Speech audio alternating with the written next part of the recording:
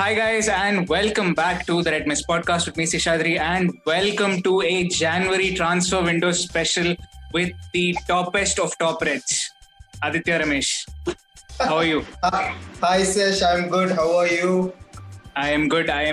So obviously I've already introduced topic January transfer window, but we're going to talk a lot more than that also. Whatever you want, the floor is yours. But to start with, in one line, what is your review of the January window?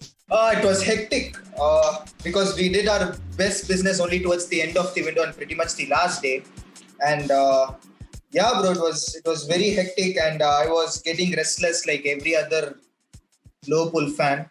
But finally, I think we did a decent amount of business by getting two centre backs. I think that was okay considering the situation, because at one point it looked like we were getting absolutely no one. And yeah, decent window. Maybe I felt we could have done better in terms of like we could have got a big name, someone like Upamecano or Jules Koundé or Konate.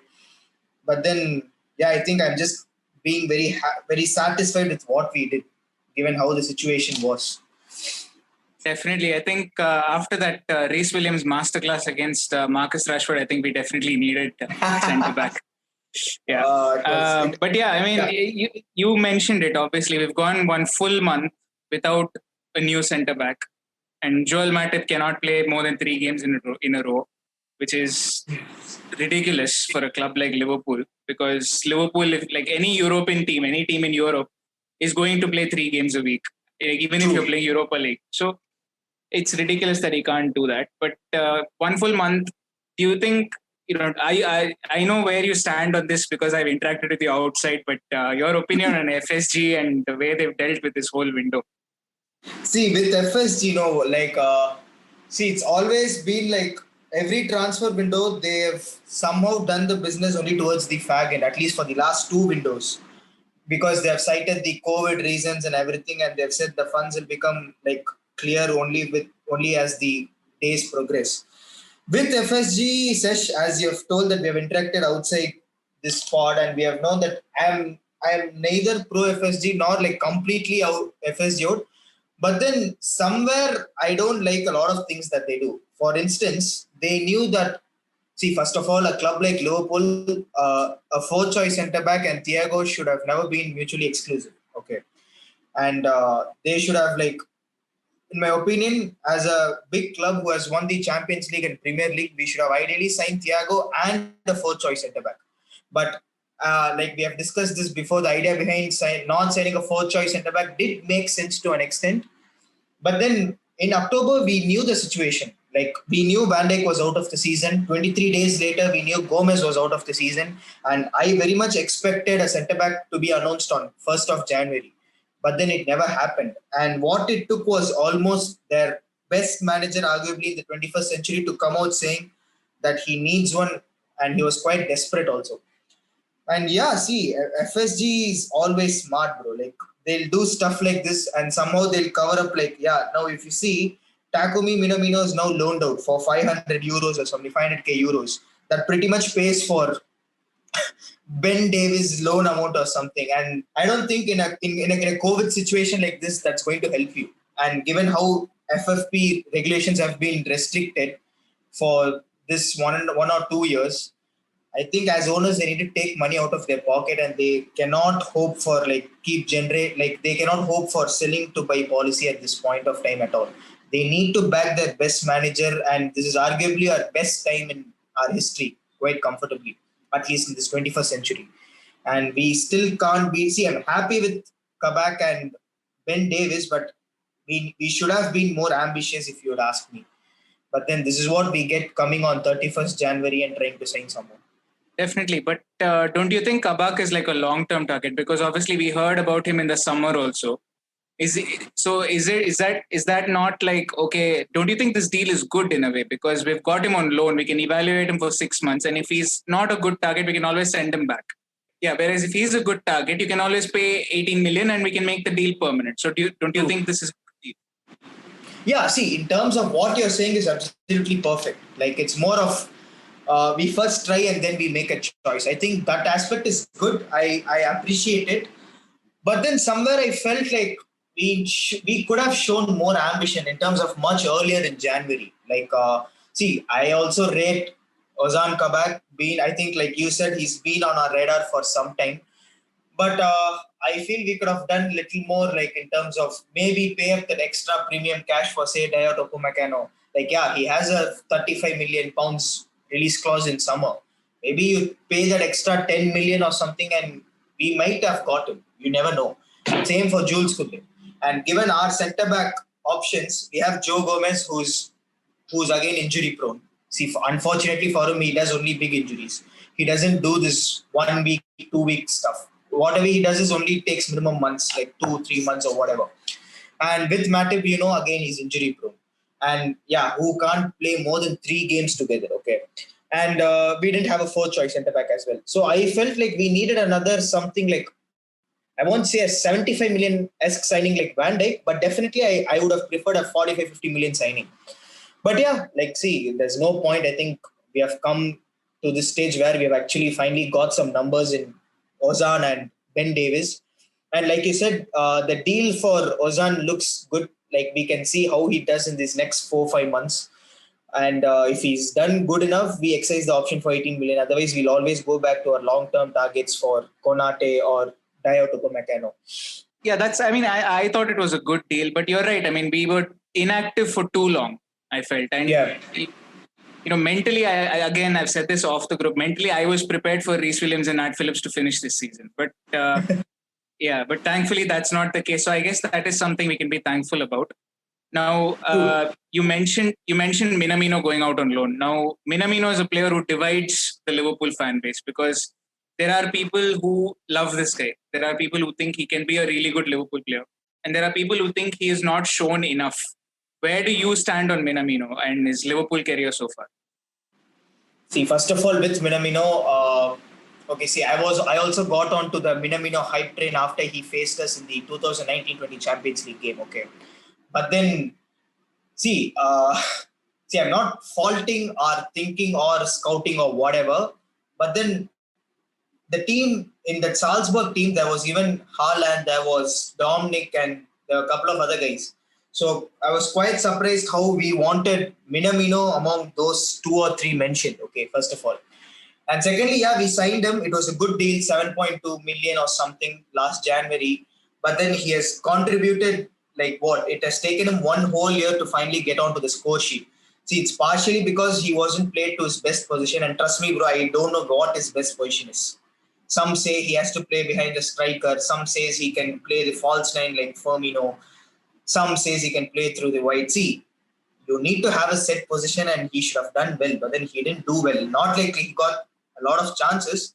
But then even with the limited chances he got, he did absolutely nothing to put a foot and say that, okay, he's got what it's worth to play for Liverpool. First thing, okay. Maybe the only aspect I feel that Minamino deserved a chance is because there's another player we have called Divock Origi.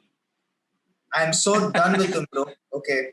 First of all, he did well 2018-19, cool. He has the cult hero status and all that. But then, bro, 1 whole year he did absolutely nothing. And he always gets away in situations like this. Even today I saw on Twitter, every time we had a dilemma between, say, Daniel Sturridge or Ryan Brewster or anyone, it's always Origi has stayed. And these guys have somehow they have left the club. And I'm still, what to say, I'm again not happy about the fact that he's still at the club. Maybe, he did to his standards, it was a good game what he played against West Ham a couple of days back, maybe a 6-10 game, but that's about it. And I have no clue, bro. It's like Origi can't do anything. He doesn't care about football anymore. He's sloppy, he's lazy, he doesn't do anything on the field. I don't know really what Klopp sees in him at all. So on that aspect alone, I felt Minamino maybe deserved the chance ahead of Origi. But then, bro, we have the front three. We have Diogo Jota, who is absolutely, who hit the ground running when he came to us. And when you see these 4, maybe I'm not even going to include Bobby this season. But when you see those 3 attackers, I can't see Minamino being at their level anywhere close. But it's not about being only on the score sheet. But then Minamino looks too weak to play in the Premier League. And I don't know. Maybe I'm just happy that, we have loaned him. 17 or 18 good games that he plays remainder of the season or whatever, and hopefully we sell him for some big profit at around 20 million, and I think I'll be happy about it. So I think one of the things you said, none of us know what Minamino's best position is because he's been played everywhere. He's been played everywhere. Like initially we thought, okay, he's going to be back up to Firmino. Then that wasn't the case. Then suddenly one game he's starting at centre mid. Then one game he's starting on the right wing. One game he's starting on the left wing. So we don't. None of us know. Your guess is as good as mine. If you say he's best at centre mid, he's best at centre mid. If I say he's best at right wing, he's best at right wing. Because none of us are right and none of us are wrong. And I thought, Minamino, I think part of the problem is that he is so. I mean, the jump from Austria to the Premier League was, I think, too big for him in terms of physicality. Because I think maybe that's part of it. And you're right. I mean, he hasn't demonstrated enough ability also to say, okay, even though he's weak physically, he still has got talent. We can't say that right now. At this point, at least we can't say. We don't know how the future is going to be. But at this point, none of us can say that. Yeah. But anyway, so he's gone to Southampton. Do you think, obviously Klopp said, the way Southampton play, or at least the thinking is that the way Southampton played will help him a lot. It'll help him adjust to the Premier League. Do you think he'll fit in well there? Obviously, he's got, they play a really good, attractive style of football. Do you think he'll suit them there? I highly rate Ralph Hasenhuttl. So his when I see Southampton of today's, it reminds me a lot of how we started under Klopp, high pressing and it's fully attacking and possession based and stuff like that. So maybe a very similar manager like to Klopp. So maybe he can do well, and Ralph has got this. He has done well with youngsters. Even when he was with Leipzig, he developed players like Timo Werner, Naby Keita, and all of them. So maybe it can be good for Minamino. But then I still don't see him making the edge at Liverpool, because I think we are really operating at a very high level these days, and we talk the likes of Haaland and Mbappe. See, maybe it might not be the reality given how our owners are there. But then, if we can splash the cash, I think we can get someone like Mbappe or Haaland. So that's the level we are operating at right now. So I don't really think Minamino has in him to make it at Liverpool at all. Maybe, a mid-sized club like Southampton is what is good for him. So now let's talk about our quote-unquote big signing, Ozan Kabak. Obviously, he's part of the Schalke defense, which is not something to be proud of this season. So they've conceded I think 49 goals in like 18 games, which is a pretty terrible record for any team. And obviously last place in the Bundesliga, they're pretty much looking at starting over next season in the second division. True. So Ozan Kabak, would you judge him based off of just this one season, or do you think it's more the team is bad, so he's being made to look bad, but he's actually a much better player than he is? Yeah, see, Sesh, the thing is, I think it's wrong to single out a single player and say he's bad. See, Schalke have collectively been bad. They have won one game or something in this past 1 year or so. And as a team, they have been extremely bad. So I don't really want to single out Ozan and say that, it's wrong to judge him based on that. See, there's Winston McKennie also, who has moved to Juventus, and he couldn't really do anything last season. He was getting a lot of stick, if I remember right. Okay, now he's moved to Juventus, better team, better team, competitive league, anything you can say, and he's been doing really well. Okay, and the other thing is, we have had this record of signing players from these low-key clubs who was in a bad shape. Like if you take Robertson was from a relegated club, Hull City. Genie was from Newcastle. So it's okay. See, with Ozan, I remember a lot of top clubs were after him. Okay, I still remember in 2019, I think it's 2019, Bayern was after him, AC Milan was after him. So he's definitely shown that he has the potential that many big clubs have been looking for. Okay, and Klopp's friend Wagner has also told him that he has a good potential, and I think Klopp trusts him more than anyone sometimes. So I don't think it's right to judge him based on that aspect. It's like saying Grealish doesn't have talent because he's playing with Aston Villa, who just escaped relegation last year. So they are good players, but then it's not right to judge them based on how their entire team's been bad. So I would still bet on Ozan being a good fit for us, but only time is going to tell if he's really the right one for us. Definitely. And obviously, you mentioned Bayern Munich were the team. I think he rejected Bayern Munich to go to Schalke. So Correct. Because of playing time, and that was the main reason for him. And yeah, you're right. I mean, football is a team sport. Like, I think Jack Grealish is a very good example, because just because he plays at a mid-table club doesn't mean he doesn't have the talent to play for a top team. Yeah. So now, Ozan Kabak, obviously, Schalke defensive problems aside, this is a club that he's wanted to play for. Virgil van Dijk is his favorite defender. He's got a signed jersey and everything from him. So do you think, obviously, that will obviously play a part, because that will motivate him to do better, I feel. And now, do you see him starting against Man City? Because that is the big game. Brighton, I don't know if they're registered in time for the game against Brighton, but Man City is the big game. Both Ben Davies, and we'll come to Ben Davies a little bit later, but both Ben Davies and Kabak are going to be registered by that point. So do you expect him to start against Man City? With Man City, see, I would still say it's a 70-30, because 70 as in I don't see him starting. 70% I don't see him starting, because see, he's just come in, and we know how Klopp generally integrates his new players into the team, unless you're Virgil van Dijk, who comes and plays straight away in a Merseyside derby. Okay. So, and we have seen how Klopp is, he's more cautious these days, because we have seen it even against Spurs, where he started Henderson. I don't remember exactly which game. He wasn't opposed to the idea of starting two midfielders there. I don't remember which game Fabinho and Hendo started. So if Fabinho is available for the weekend, I'm pretty sure it's going to be Henderson and Fabinho. And Ozan, we are in an alarming situation that we need a centre back. But then I think Klopp won't do the mistake of, I won't say it's a mistake, but then I don't think it's the right time to play any of the new boys in a straight game like Man City, where if we potentially beat them, we again get back to the title race. So it's a very important game. Klopp's going to play cautious, and he's going to play Henderson and Fabinho if available. Maybe when Fabinho is not available, I think maybe he could start one of the new guys, where Davies or Ozan. And the latest midfield of ours of Gini and Thiago has been massive. Gini at 6 and Thiago at 8. And the third position is up for grabs. If Naby's fit, he might start. You have Curtis, you have Milner. So that's not going to be an issue. And yeah, my guess is that Henderson and Fabinho starts against City, and slowly these guys start games in the coming weeks. But as of now, I feel that if Fabinho is available, I think it's going to be Hendo and Fabinho against City. And I think it's also the right decision to not start the new guys straight away in a mega game like City.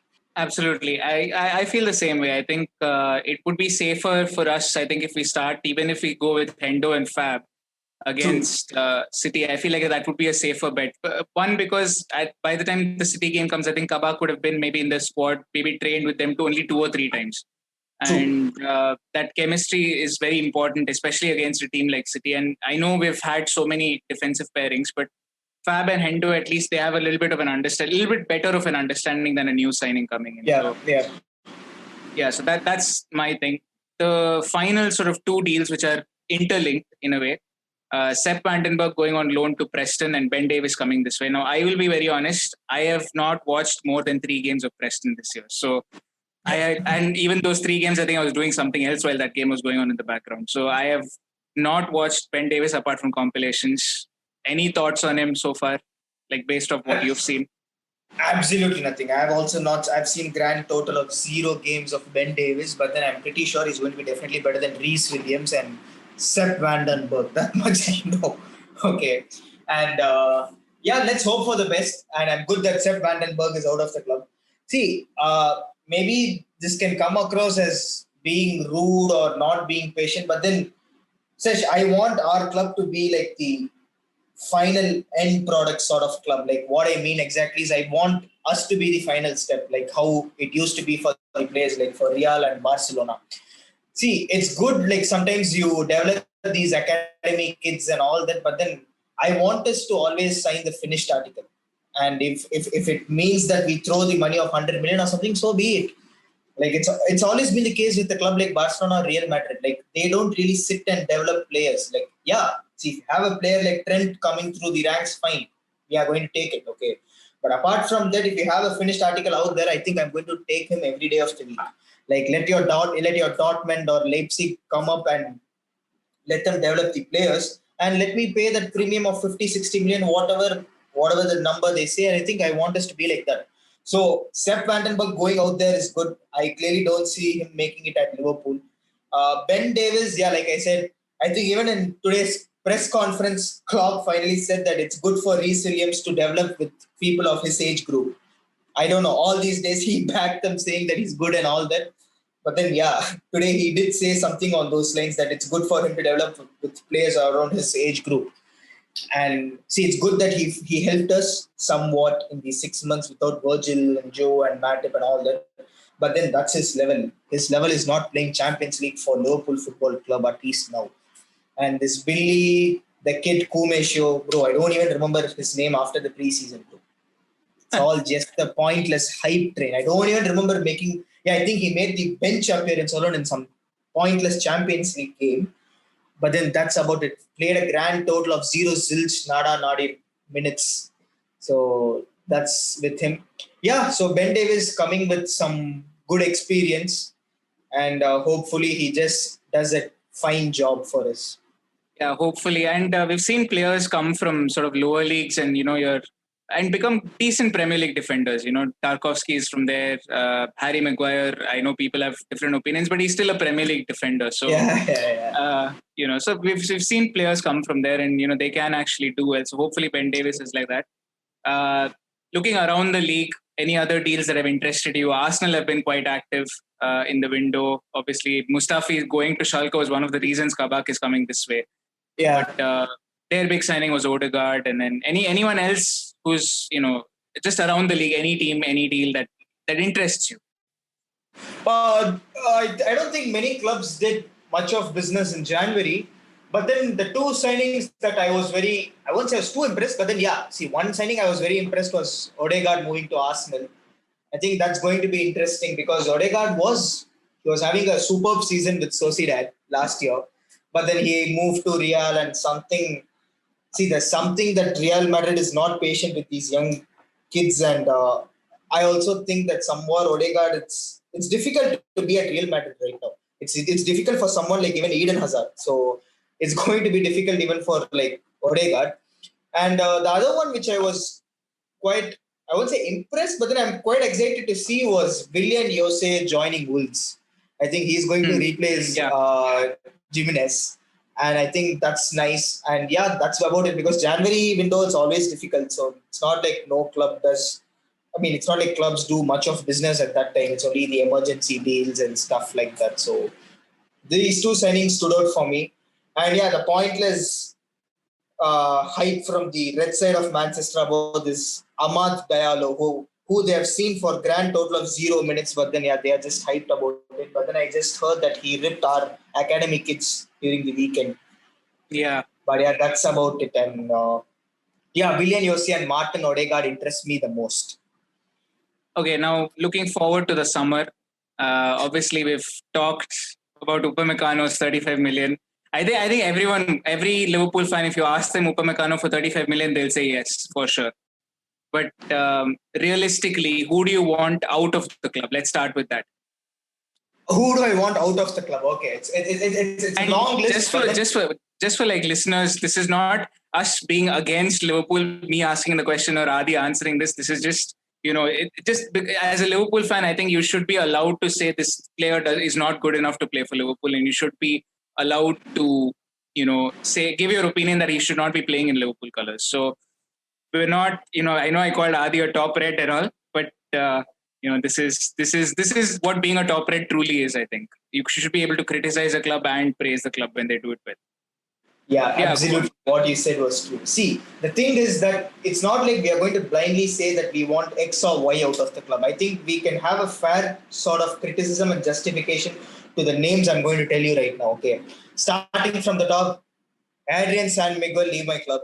First thing. Okay, you have done you won us the Super Cup or something, but then it went to the penalties because of your stupidity stuff that he did in 120 minutes. Okay, but then we celebrated him that day, and that's about it. And Yeah, so Adrian San Miguel leave my club first thing. Then on the defensive side, Joel Matip can leave. See, the thing is, some of the names that I'm going to tell you, no, the only reason that I want them out of the club is because they can't stay fit for. I don't know, bro. I'm fuming when I talk about Joel Matip or Naby Keita out here right now. Okay, see, whenever they're called upon, they put up an 8-10 or 9-10. That's not the issue. But then I've always said this: availability is the greatest ability of a person. Okay. See, you can be even the second coming of Lionel Messi or Cristiano Ronaldo, but that's not the point if you're not being available for games. Okay. Absolutely. So Joel Matip can leave. Okay. He can't stay more than he can't even play. I don't know, bro. He's not even able to play 1 hour of a game. He comes, he gets injured, and he's done. Bam, he goes. So Joel Matip out. That's 2. So I said Adrian. That's Joel Matip from the midfield side. Naby Keita, yeah, please leave because 53 million down the drain was a massive failure in Klopp's era. See, I'm not going to count Karius or uh, Adrian as a big failure because they were worth 4 million and a free signing. But one mega failure under Jurgen Klopp was Naby Keita from RB Leipzig. Has done absolutely fuck all for us. Okay, just come on. Had the peak vibes of taking Steven Gerrard's number 8, and we had all the hype around the world. But then he can't stay fit, bro. That's the whole problem. Like, he always gets injured. What is the point? Like, I don't get the point at all. See, you play. See, I'm not asking you to play like Genie Wijnaldum, like where that mad fucker plays like some 3-5 games in like some 10 days he'll play. I don't want that, but at least 3 games. As a top professional, you're supposed to play. You're trained for this. And what is the point of us paying 56 big million for him? No use. So Adrian San Miguel, Joel Matip, Naby Keita. I absolutely it's sad to say I want Naby Keita and Joel Matip out, but then it is what it is. I can't bank on the ability if you're not available. Next one for me is James Milner. First thing is, James Milner is a mega character in the dressing room and all that, but then he's 35 or something, and I don't really think he's an option for us going forward, given how we are going to there's going to be transition and everything, and I think it's actually time for Milner to be out of the team. He can take up a backroom staff role or something, but I don't want him in the team eating big 150k wages or something. That's 4. Genie Wijnaldum. We don't know the situation with Genie, right? I mean, we don't know if he's going to sign, if he's... Go on. I was at this stage in summer where if it meant that we are signing Thiago at the expense of Genie, I said thanks for the memories to Genie. Okay. But then the thing with Genie, in a season like this, I still remember it was in the month of November, he went to the national team, played solid 180 minutes. He's the captain of the Netherlands also now with Van Dijk out. Then he comes on to the Premier League. I think he played grand total of 9 games in November.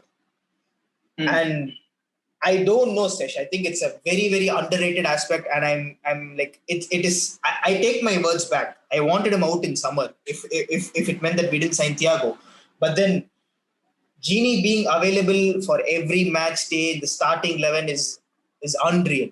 Okay, and given in a season like this, it's all the more appreciable, and it's painful to watch someone I think there was another member of our LFC group saying this today. It is extremely painful to watch someone like James Milner or Naby Keita or Joel Matip or Oxlade Chamberlain earn more than Genie Wijnaldum. But it is what it is, and I think we have come to a stage where I don't think anything is going to change unless something extremely drastic happens and he signs a deal. But then I'll be very happy to have him at the club. But then if he's not signing, then I think he also goes. That's almost I want 3 midfielders out, 1 centre back out, and 1 keeper. And with respect to attackers, Origi out. Definitely he's out. I'm going and dropping him out in any club if he wants. So that's about it.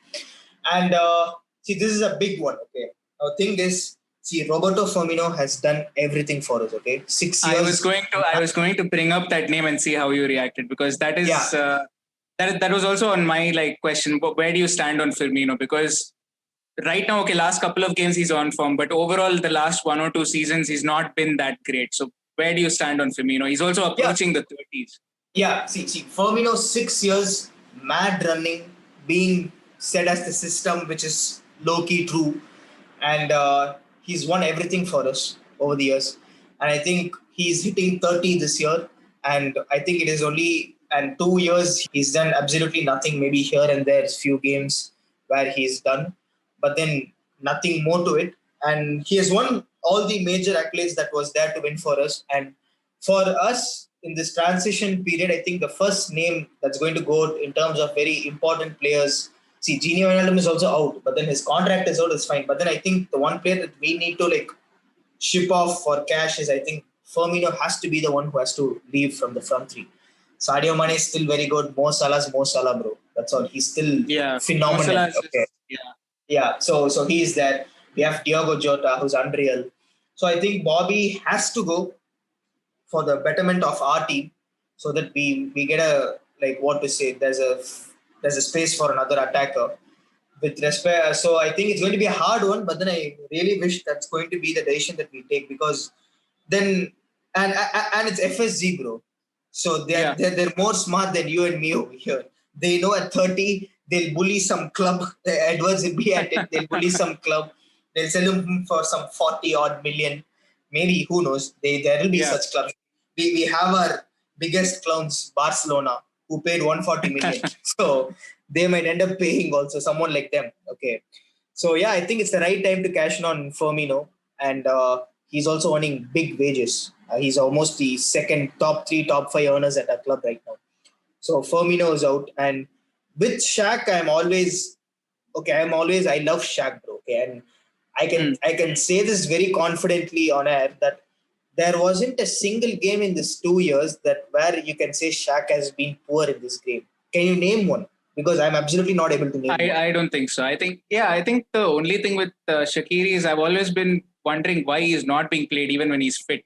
But I think when he's played, he's generally done really well when he's played. True. Yeah, so with Shaqiri, I always felt is a phenomenal option to come off the bench. So Shaqiri, I'll take, and given how we have tweaked our formation from just simply crossing, and how we have started building up the play from the middle and looking out for those creative passes and all that, I think Shaq is a brilliant option to come off the bench. Maybe the only reason maybe I think I'll have Firmino's if he can come off as a substitute or someone who's coming off the bench. When 70 odd minutes your game is done, where the opposition is already tired, and Firmino with his magic and his non-stop running, possibly the only reason I could have him if Shaq is out along with Origi. But then I'm pretty much seeing 2 attackers leaving our club next season. So this is about the exits. I think it's almost around 7 or 8 people, but then highly unlikely coming to the reality. I think somehow Naby Keita stays. Maybe just one more season. Yeah, but there are rumors about how he's trying to come like Arnold Schwarzenegger or something, and there's the usual hype that doesn't go away with Naby Keita. Probably go to Bayern Munich and do that. Leon Goretzka was... Yeah. Leave my club, that's all. We'll get Leon Goretzka instead, yeah. So, this is about the exits. Yeah, this was about the exits. Entries, I think we already mentioned centre-backs. I think that goes without saying. Whether we sign Kabak permanently or Upamecano or whatever it is, centre-back, someone is going to come in. Yeah. Now, anyone else? Do you anticipate anyone else? Obviously, we mentioned Gini leaving, potentially. Milner potentially leaving. So midfield might be a little bit short, or do you think Curtis and these guys are enough to cover up the midfield? Oh, the thing is, Curtis is again, Curtis has already replaced Lallana in the squad in terms of the squad size. He's come on for him. We need too much. And one more thing, I forgot this human being that we got from Arsenal, Alex Oxlade-Chamberlain. Yeah, bro. He earns this 150k to be a Liverpool FC presenter and does absolute sweet fuck all as per, and dances with Perry Edwards. That's about it. Vibes max. That's all. Absolutely nothing on the field. Just vibes. So I won't be opposed to the idea of selling Ox as well. See, this is what as fans see. Sometimes we fans also expect all this to happen in a single window, but then you and me know this won't happen. This is not FIFA, okay? Yeah. But then slowly over the 2 years, I think these are the names that has to go out.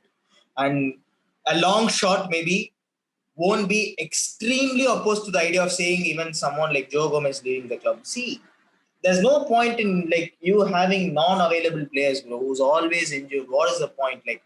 See, we still don't know how Virgil is going to react to the rehab and to an injury like this. Okay.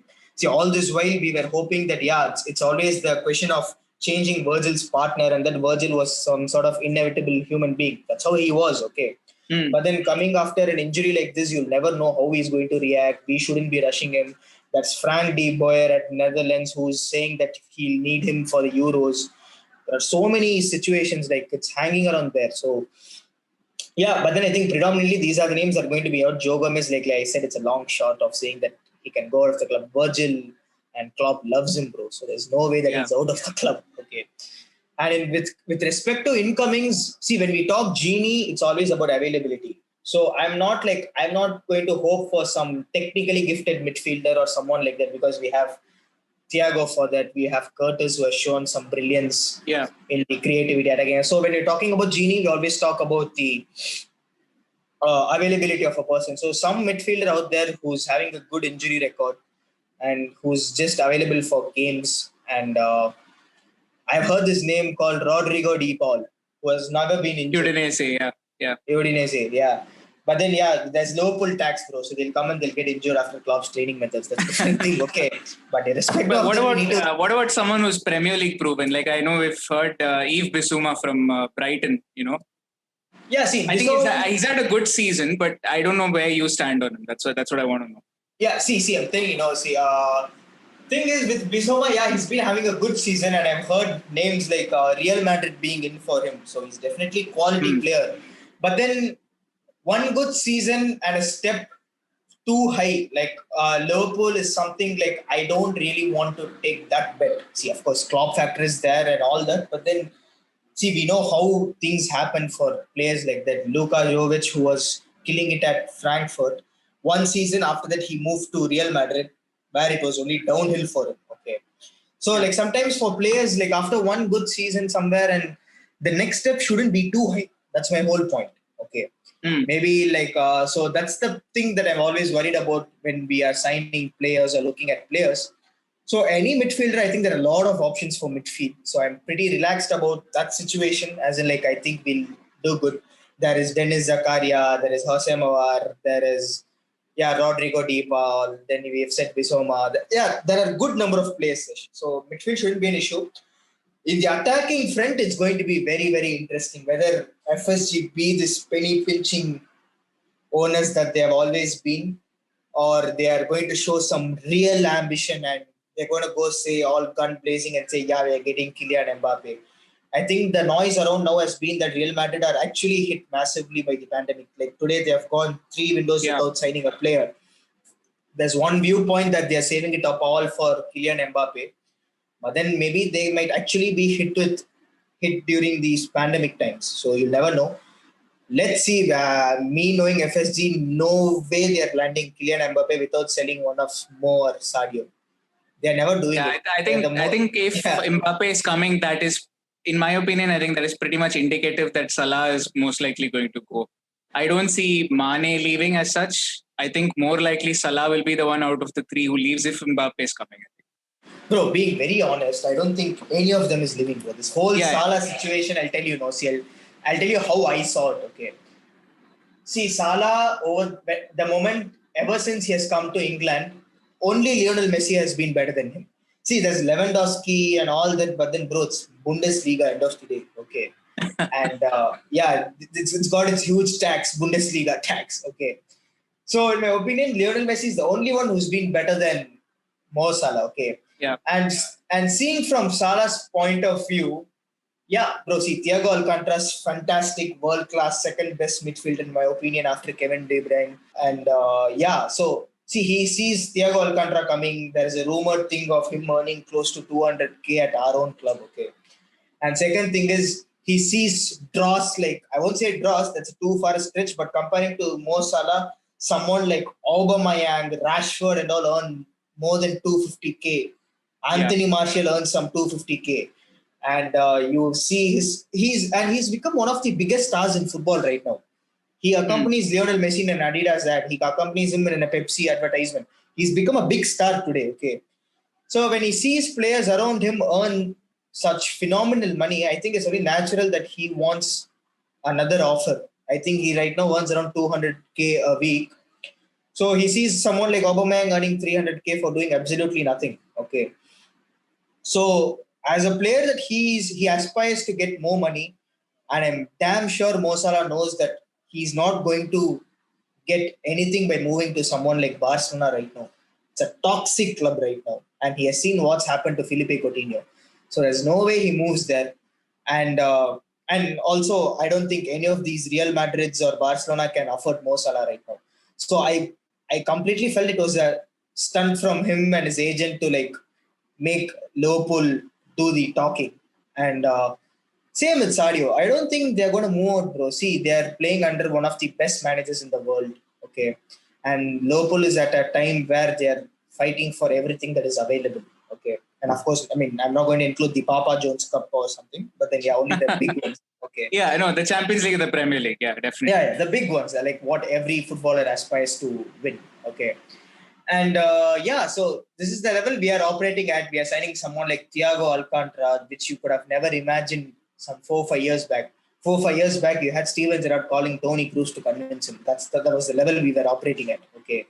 So right now, the best of players want to play for us, and this is the situation. I don't think they are daft to like move out from here and unless they feel extremely saying, yeah, we are done after playing 4 or 5 seasons of dominating the English Premier League, after winning everything there is to win, we want to move out for a new challenge. Maybe, yeah, that's a different thing. But then I really don't think any of them are moving. So Kylian Mbappe, yeah, will be highly surprised if we make a move, FSG moves for him. But then it sounds so inevitable, Sesh, over these last 3 years. Every time an Mbappe news comes, it's only us or Real Madrid. There's some sort of inevitability when it comes to Mbappe and Liverpool. It's like always like it's. I feel that it's become a situation like it's a question of when than if.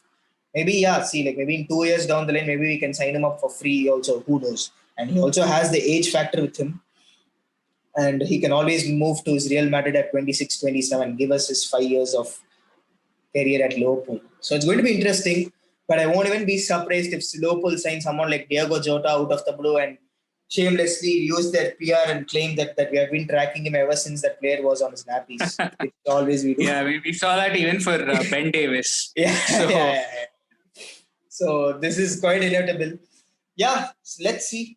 Haaland could be another dream, but then his agent is Mino Raiola. We know how he deals with. But then I won't be too like surprised if we actually deal with him because there is this stat that was going around that we pay the most of the agent fees. Like we pay the highest agent fees in Premier League. Yeah. Surprised. I was very surprised reading that. I thought it could be one of the United or someone.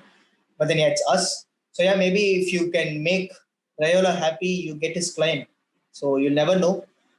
Let's see. It's a big window in 2021. I think every window from now is a big window because we are into the transition phase. Klopp's last 3 years, as we are talking, the core group is getting old. It's going to be very important, and our mental health is going to be online as usual. Absolutely. I mean, you are right. I mean, the next 2 or 3 years, and that is the next 4 to 6 windows, I think will be very important.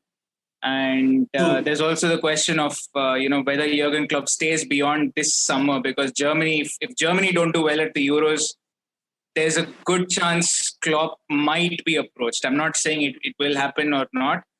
There's a chance Klopp might be approached because there were rumors last summer that he is the favorite to take over if Germany don't do well. So I personally, I don't know how he can refuse a national team job, especially when it's his own country. Like if England was coming and calling, I think rejection would be an easy option. But because it's Germany, we don't know how that's going to go. But it's another something that it's become. I think Klopp himself has expressed that he dreams. I won't say he dreams, but then he said that one day he wishes that he manages the German national team, and we know that when their Klopp is their long-term target after Joachim Löw, but then I feel Klopp really won't leave us in the dark and accept a role. I think the best thing that he does is sees out his contract at 2024. But I really doubt he leaves us before that, unless FSG does some sort of fuckery and don't back him or something like that. Yeah, fair enough. But transfer window, ADIThYA Ramesh, those two things go hand in hand.